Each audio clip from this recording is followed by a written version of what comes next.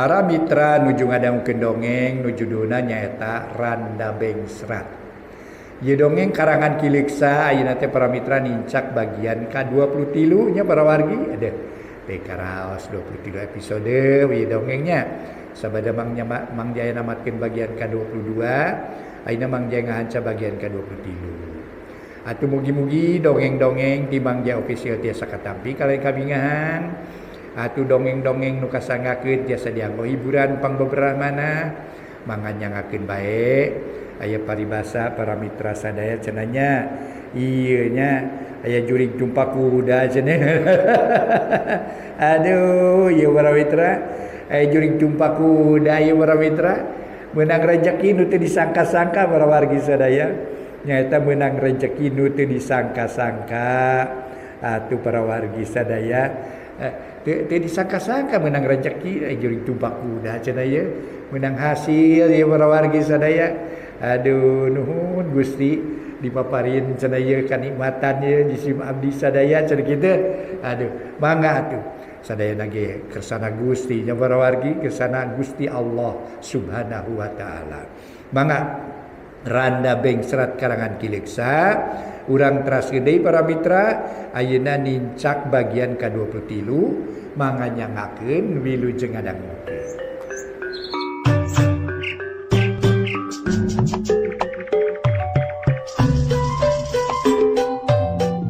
Para mitra kaum dangu wilujeng tepang dangu sareng acara matuh dongeng enteng pangbeberahmana. Mang Jaya sapara kanca bade neraskeun hanca dongeng nu katunda carios nyambung judulna nyaeta Randa Bengsrat. Ieu dongeng karangan Kileuksa ayeuna nincak bagian ka-23. Sumangga atuh para mitra wilujeng ngadangukeun ieu dongeng etang-etang hiburan pangbeberahmana carios nyambung judulna Randa Bengsrat dongeng karangan Kileuksa dina bagian ka-23. Para mitra anu mulia, Deni geus rek ngabnemalan tapi teu tulus lantaran kadenge aya motor eureun hareupeun imahna. Barang direret tetela Basri bapana geus datang, atuh Deni telenjeng ka hareup rek muka panto pakarangan. Berai muka bus Basri ngabuskeun motorna tuluy distandarkeun deukeut pot kembang. Ari tasna dicopot ku Deni. "Pak, aya tamu ti Sumedang, Pak, Kang Karmin, putra Waseno. Tadi pananganna digegel keur, Pak, dugi ka ieu melag." Ceuk Deni nyarita teu euleun-euleun. Pugu bapana olohok teu ngartieun. "Naon Den, ku kupingan teh aya nu dileg-leg keler." "Mun panangan Kang Karmin dileg-leg keler, Pak, dugi ka kapok. Alim kokodok deui, kuena diantep we da sieuneun." "Ah, Deni masuk aya wae." Basri abus katepas gok jeung Karmin. Geuningnya ya saya mah geus lilamin." Basri ngajak sasalaman gap ku Karmin di tampanan bari ngajawab. "Parantos Mang," jawabna sopan. "Kumaha di lemur calager?" Gek Basri diu. "Pangestu sadayana ge teu kirang seueus-eus Mang." "Oh syukur atuh ari kitu mah di Karmin rek sahase geuning. Kadieuna atawa aya keperluan nu ngadadak ieu teh aya naon?" Basri mah geus ngabaku. Kasemah sok nanya kitu, mun semah rusuh najan cape ge sok tuluy di sing hareupan, mun semah sase sok sase deui. Teu mangga teu rusuh abdi teh. Malima ya peryogi nu meryogikeun waktos nu lami. Maksudna teh hoyong milari padamalan bade mun tulung we ka Mang di dieu manawi tiasa. Tak kitu Mang maksud abdi teh. "Oh kitu mun kitu mah sase batunya." "Mangga tuh. Teu seueus-seueus abdi mah da henteu naon teh henteu kedah enga-enga gitu. Pek atuh ngopi tuluykeun Mang rek disalin heula baju." "Mangga Mang." Basri ningalkeun tepas bus ka kamarna tuluy disalin ku pakean pareman. Tekung silila geus jol deui ka Karmin. Pok nyarita. "Mang mah geus lapar ieu urang dahar heula sakalian, kabeneran bibina geus nyayagikeun ye." "Mangga Mang." Karmin teu talangke tuluy nuturkeun ka ruang makan. Gek diuk dina kursi di sareupan meja nu geus pinuh ku kadaharan. Karmin rada geumpeur sabab kakara harita dahar ngariung dina meja. Kalayan parabotna sing sarwa lengkep sedengkeun di lembur mah cukup ku sila dina palupuh atawa diuk dina jojodog bari siduru piringna ditangeui. Aturas inget ka kolotna nu biasa hirup basajan di lembur. "Pek Min ulah asa-asa di dieu mah sabab usum panen jeung usum paceklik sarua bae. Ulah sieun teu dahar babakuna mah." Basri ngagebah Karmin nu keur malaweung da inget ka kolotna. "Mangga Mang, nuhun Mang, nuhun."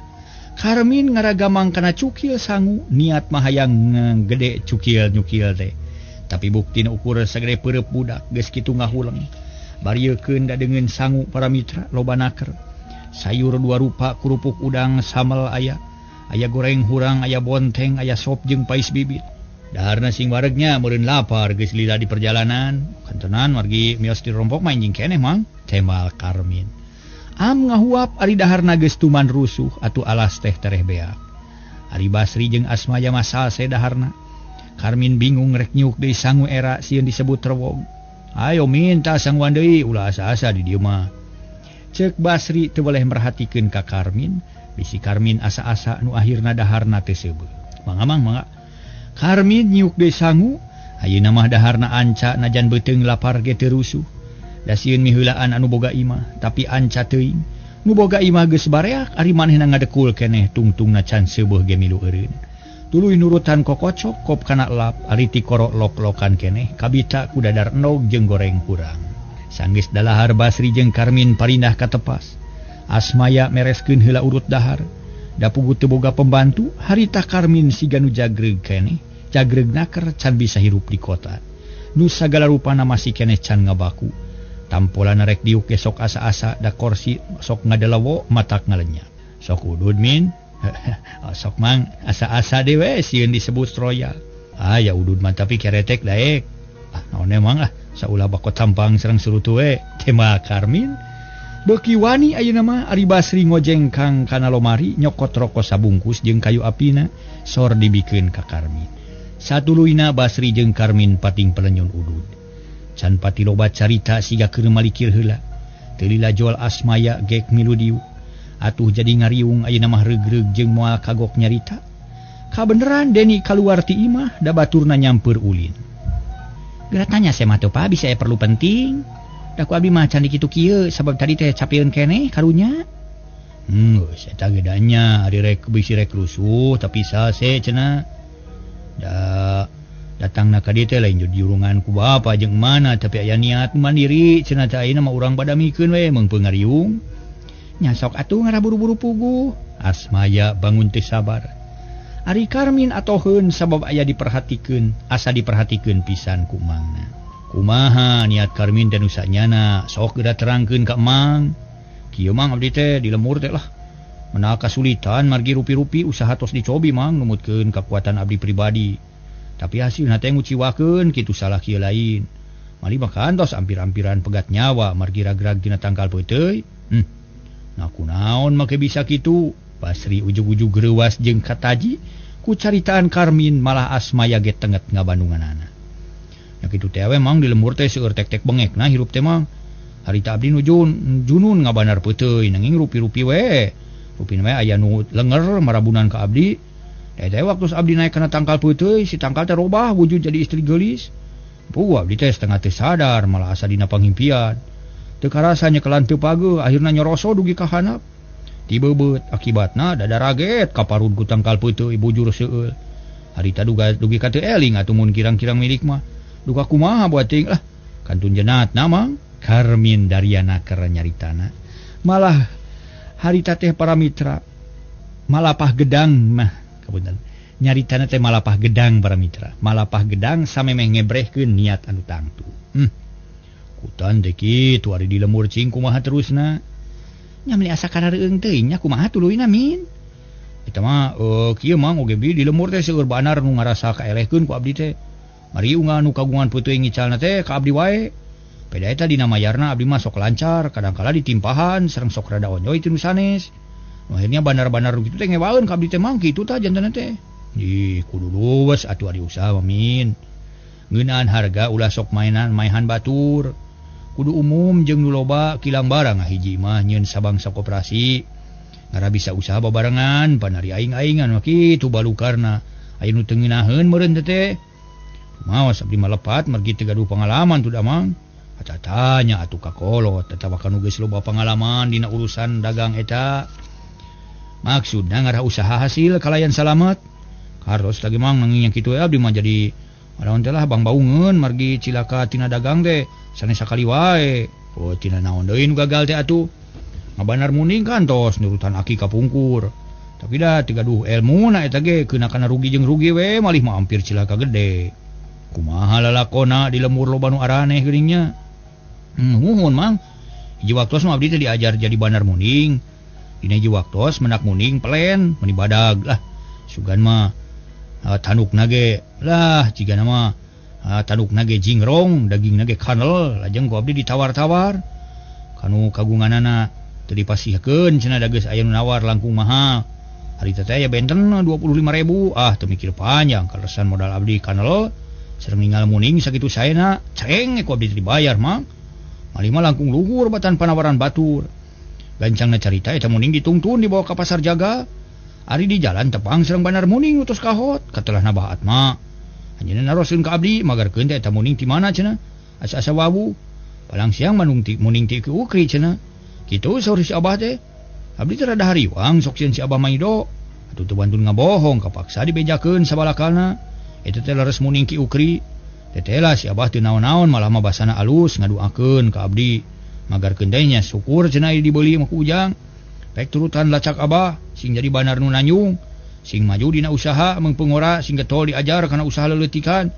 sabab jelema model abah mah cenah moal dilade umurna kitu tak kitu saur si abah teh nyariosna bari ngusapan tanuk muning nu harita ngadadak lineuk si muning teh ngahenen we kawas nu geus wawuh ka si abah mah abdi atoh nguping kitu teh mang kencangna carita abdi papisah jeung si abah Atma bahat mangidu abdi ngaler tapi barang duwi ka hiji lengkop muning teh ngadadak kebarangasan ngahunted we teh dek leumpang malah mah sasabreng bari ngagadil matana burahay beureum abdi heran terus talina ditenok dicekel tali tenokna tapi teu kanyahoan ngadupa kana pingping abdi ngudupruk tah kana kamalir ari muning terus ngamuk niatna teh hayang ngagalei ka abdi puguh abdi teh soak kapaksa lumpat dah yang salamet bari gegeroan minta tulung makaning jauh ka lemur teu aya batur muning terus ngudag-ngudag ka abdi nu akhirna abdi teh anyog ka lemur muning ngamuk ngamurak maring sakunu deukeut diburu akhirna para sesepuh lemur milu campur muning diboro rek dipaehan sabab ngabahayakeun ka urang lemur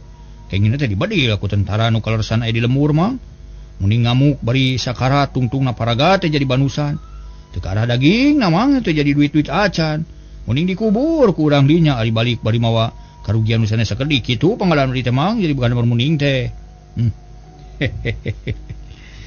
eta mah lain kasalahan muning atuh min lain kasalahan bahat mah tapi salah urang keneh nah atuh make gagabah teuing barang beuli teh nu matak sing apik ulah nganyerikeun batur neangan kauntungan teh bising kitu leheung mun langsung hareupeun bisa kena dising hareupan kumaha mun ngagunakeun jalan lemes pan urang nu rugi sarta hese nyingkahanana dari ceuk pamikir mang mabaat mah teu samania manehna ge boga ilmu keur meruhkeun muning boga ilmu keur ngaedankeun muning nu akhirna picilakeun pikeun urang sakitu ge untung nyawa maneh katulungan keneh kumaha mun terus diluluh ku muning meureun cilaka ceuk Basri Daryanaker muhun mang sakitu kasulitan abdi teh mang memang sadayana ge kalapatan abdi nu kirang pangalaman sareng memang teu tiasa teu terang carana tah ayeuna mah bade munut pitulung ti mamang sareng ti bibi abdi teh hoyong kenging pada malan di kota carana teh kumaha we lah cek Karmin akhirna nepikeun paniatanana insyaallah kumang ge dibantuan tapi teu sanggup ngajangjikeun bakal hasil teu nama lantaran neangan pagawean di kota teh sanyana mah leuwih susah batan di kampung di kota mah kudu boga keahlian anu bisa diandalkeun kudu tawakal tekun jeung sabar lain mang rek nanya hayang kana naon digawe teh atuh atawa sugan geus boga cita-cita bawa ti lemur Basri mere harapan ka Karmin puguh Karmin oge bungaheun harita teh para mitra sadaya barang ditanya kitu mah para mitra anu mulia Karmin harita tuluy nyarita barang ditanya kitu kudu jadi pamana hari cita-cita mah abdi teh yang jadi tentara mang oh hayang nurutan emang merenya Basri nanya deui oh sanes nurutan mang eta mah kitu we cita-cita abdi margi sanos emang teu janten tentara ge abdi mah hoyong oh nya syukur ari kitu mah tapi kudu asak mikir min sabab jadi tentara teh teu gampang ulah nilik kana untungna wae tapi kudu nilik kana sagarupana jeung deui maneh kudu nyaho naon kewajiban tentara jeung naon tugasna tentara tah teh kudu diaji bener-bener sangkan ulah kaduhung jagana jeung di kudu aya idin ti kolot terus apa mang kana kewajiban tentara mah da sok naroskeun ka babaturan mun abdi ge tang tos kenging widi ti emah jeung bapa malih mah bapa teh meni naon teh ngaraos bungaheun mahanan artos ka modalna tina wahing ku panujueun kitu teh mang ai biaya-biaya kitu da teu gede paling ge ukur keur ongkos-ongkos dina nyieun lamaran kayaning foto pemeriksaan dokter jeung sajabana. Nu penting mah keyakinan dina hate jeung niat anu buleud. Kade bisi ngarasa dipaksa atawa kapaksa, nu kitu teh sok goreng katungtungnakeun. Ieu mah koyong abdi pribadi mang, nya kajeun ari kitu mah. Baik we cicing heula di dieu saheulaanan bari ngadaguan waktuna pendaftaran anyar. Da mun teu salah mah bulan hareup teh aya panerimaan tamtama. Naon tamtama teh mang? Apa abdi mah hoyong jadi tentara. Apan tentara teh rupa-rupa susunan kapangkatanana. Aya tamtama, aya bintara jeung perwira. Kitu tah. Aya tamtama kumaha mang? Aya tamtama teh sarua jeung prajurit. Oh, prajurit kumaha mun hoyong langsung kana kapten emang? Beda deui atuh jalanna jeung sakolana ge kudu luhur ari. Mane ijazah naon? Sekolah dasar mang mung dugi ka kelas 6 rek diteraskeun ka SMP ge teu keeng ku bapa. Nah, make dicarek sagala, magarkeun abdi teh lenger cenah jeung bangor padahal mah abdi teh bager buktosna ibu guru ge resepeun ka abdi. Waktos kelas 4 rencangan mah parinah ka kelas 5 abdi mah anger we di kelas 4 da ibu guruna resepeun ka abdi. Eta teh guruna nyaheun nya Basri Seuri Ari Asmaya ukur imut teu pati loba carita. Mun cerining nyawe namang mung pajau jeung abdi guru teh. Oh, ari nu kitu mah lain guruna nyaheun tapi manehna belet alias bodoh. Nah, atuh bodoh teh meuni beakeun ku maneh min. Apan bapa mah pinter bari toge samalah kungsi jadi juara kelas. Oh, panaon mah? Nya bapa maneh seno. Oh, meureun edar rencangan ge opatan jadi sekelas teh pun bapa pang pinterna. Mun sekelas 40 mah moal jadi juara mang. Geus teu kudu nyaritakeun nu kitu keun bae. Ayeuna mah hareupeun we kanyataan papag mang sanu bakal datang. Nu geus kaliwat mah moal balik deui keun urusan yangan gawe mah ku mang rek ditarekahan sugan aya milik sarerea. Mohon mang nang hapunten we ka bibi bilih abdi cologog sareng culangung da abdi mah rumaos urang kampung Baulisung. Dusun meledug anggang kadulang kanyahona ukur melak sampu jeung ngarit. Ulah sok ngapaskeun diri pribadi min apan bibi ge ti kampung mangna ti kampung. Naon bedana jeung Karmin apan urang teh saturunan jeung pada ti kampung. Nu matak ulah leutik hate jadi urang kampung teh tapi kudu bungah jeung reueus. Bae ke Bandungan ku Karmin pamarentah ge dina ngayakeun pangbangunan teh. Sasarana teh mereg ka kampung-kampung da ka desa-desa mah jeung deui sagarupa pangabutuh hirup urang kota. Apan joalna teh ti kampung. Jadi pelabah dieu mah ulah jadi pikiran tapi kudu ditapakuran. Da teu leupas tina hikmah jeung manfaatna. Lamun urang kampung jeung urang kota pipisahan, teu aya hubungan jeung persatuan atuh cilaka. Urang kampung terus ngadaharan sampeu jeung beas. Ari orang kota kumaha?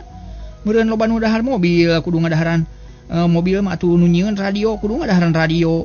Tah supaya ulah kitu kota jeung desa kudu nyambung. Ngahiji babarengan ngajalankeun pangbangunan supaya silih jejehkeun, silih untungkeun, nu kieu ngaranna terpadu, ceuk Asmaya. Capetangna keur nyaritana. Da pugu geus tuman sok mere ceramah ka ibu-ibu di lingkungan eta. Mohon bi kartos bi. Ari kitu mah abdi teh reueus gaduh kolot anu jembar panalarana. Seueur elmuna ageung tanggung jawabna ka masyarakat. Mugi-mugi we tujuan abdi teh laksana bi ngarah tiasa ngabantu, ceuk Karmin. Ngebrehkeun eusi hatena.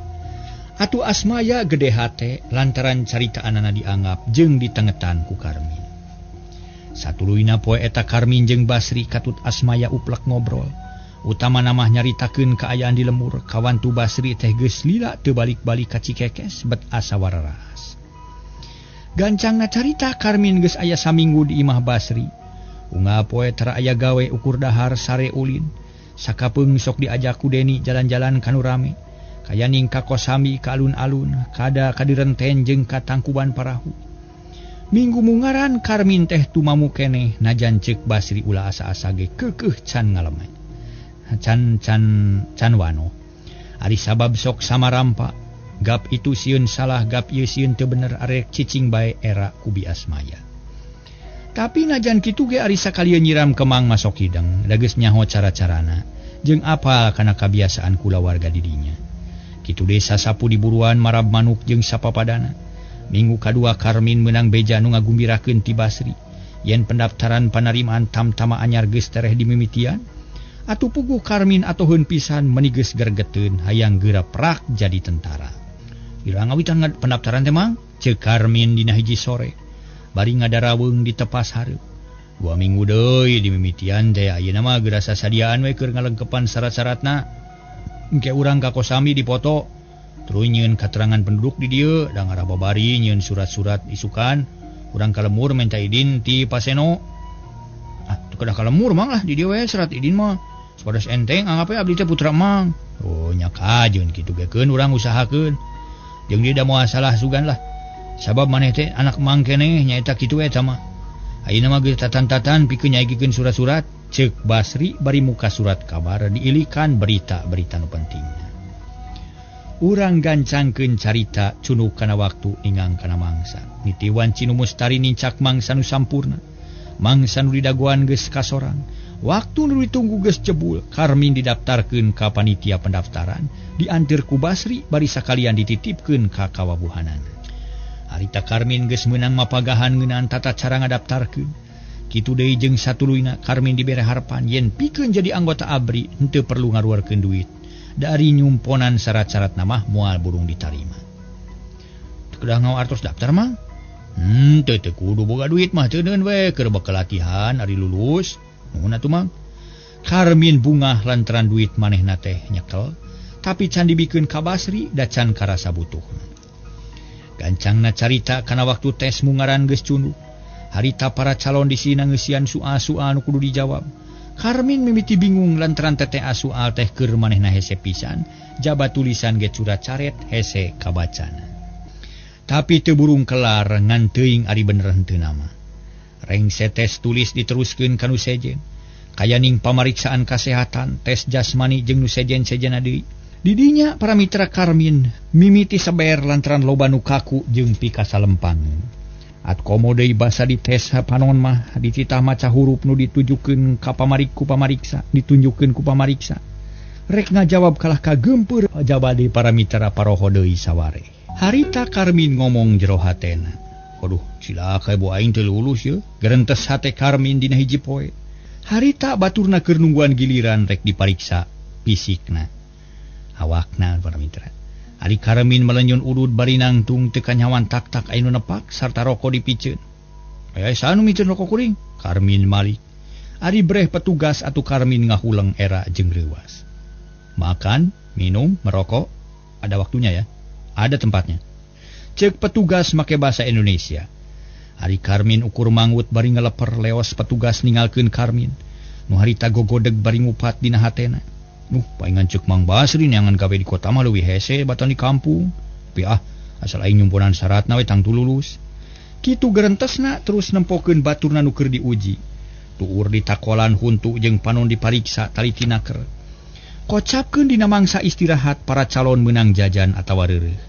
Kabeneran deukeut ka restoran, Karmin nempo baturna, nubas bus kadinya manehna nurutan.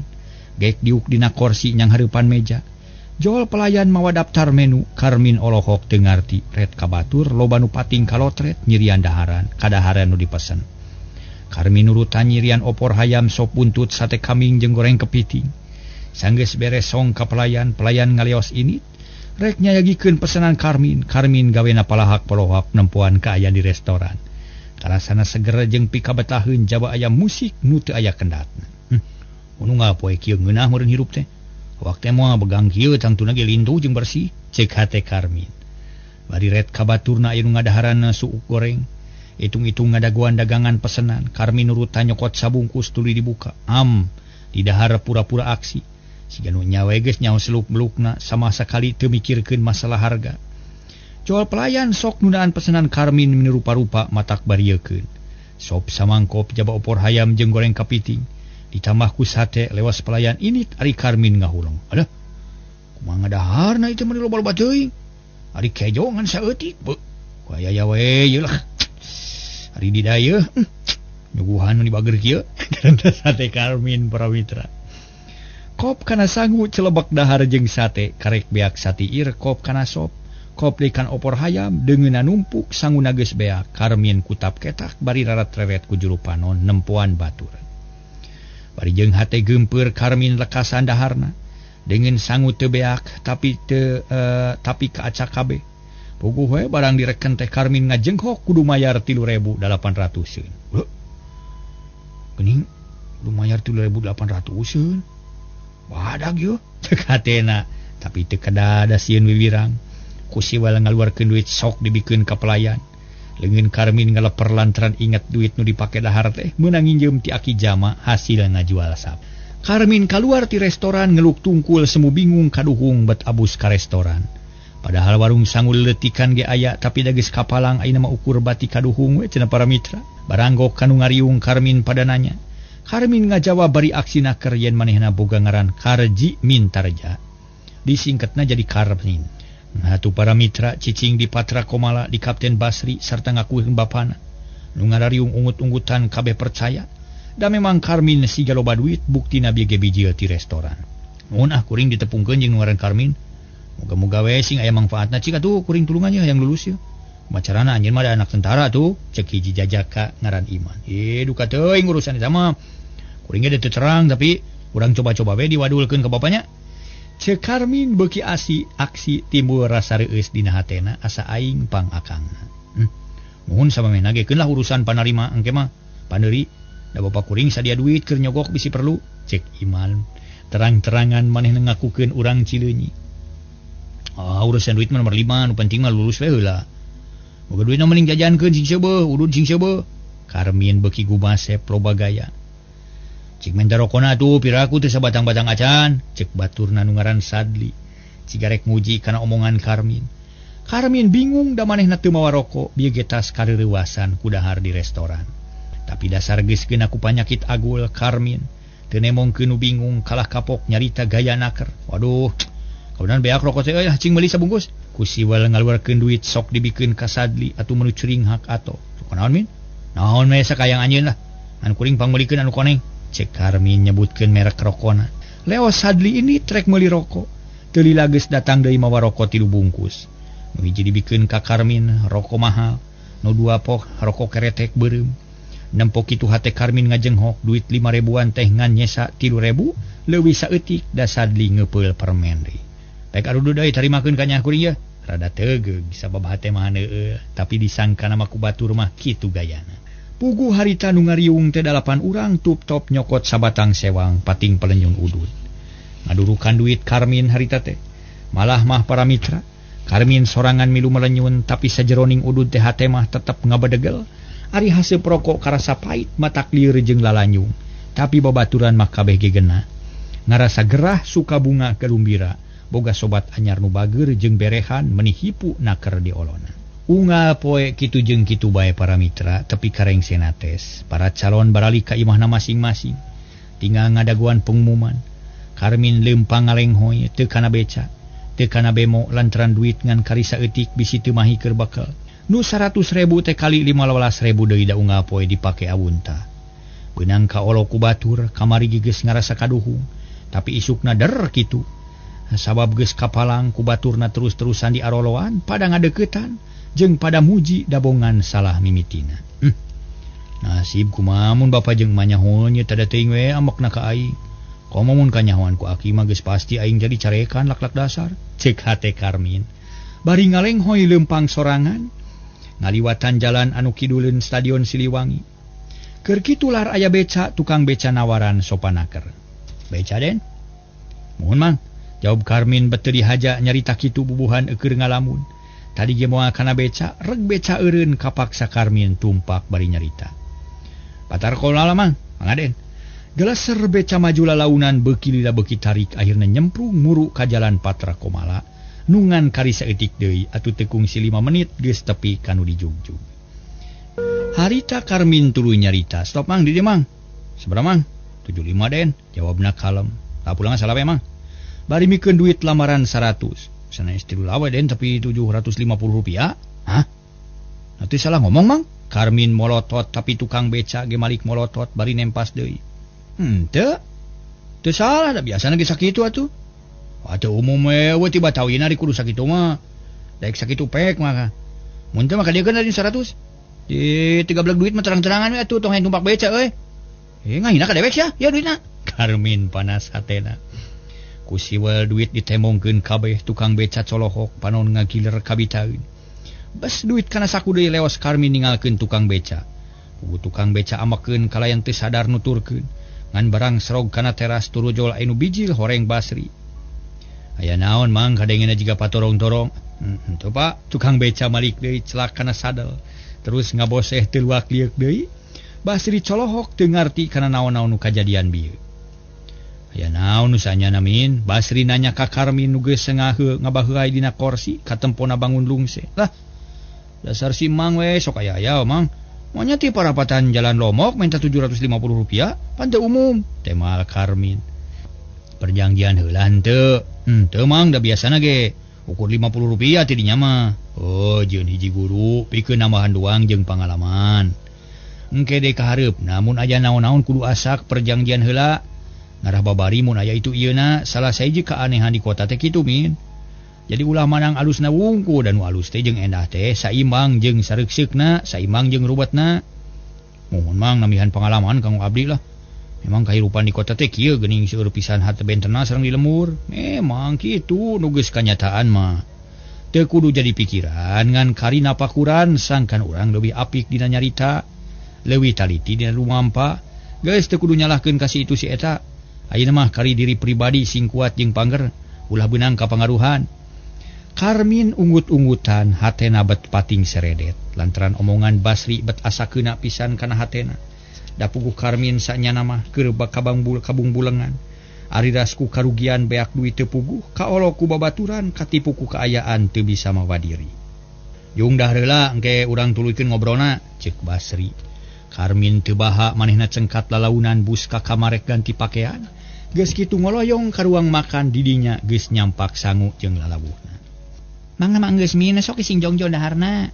Ceuk Asmaya bari nuna cai teh gigireun alas Karmin. Leos katepas nyampeurkeun Basri nu keur ngadaweung datang-datang gek diu. Tapi can waka nyarita kalah melong ka jalan nempokeun nu leumpang bari nanggung barabadan siga nu rariduna keur. Karmin geus dibere dahar, ceuk Basri ngamimitian nyarita. Keur da cita deui ge sangu mah geus sayagi. Syukur atuh kieu mah. Bieu teh Karmin jiga nu manggih katugeuna sababeda dina paromana, asa teu cara sasari. Katurug-turug tukang beca jiga nu ngahaja nyieun gara-gara rek ngabobodoh ka Karmin. Hal ieu jadi pamikiran pikeun akang mah. Ceuk Basri deui. Nah kumaha kitu? Asmaya katara bangun reuwas, melang bisi dina hiji mangsa Karmin dipargat ku tukang beca. Ngan hanya kale waktuna kaburu beak ieu teh. Mitra sadaya.